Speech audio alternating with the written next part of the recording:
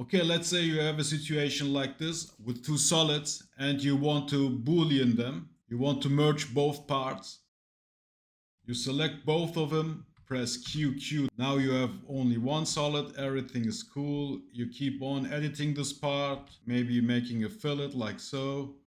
Everything is cool. Then you close this project, you close Plasticity, and later on you reopen it.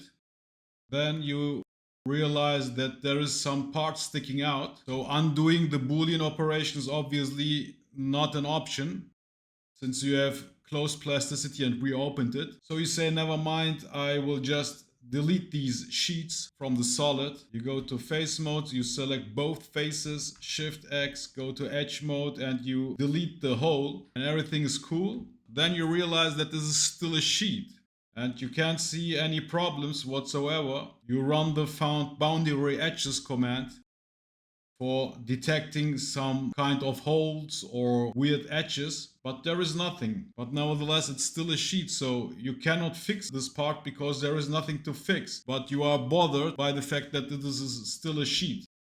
So you can do something like this, just delete the sheet and repatch it. And now it's a solid again.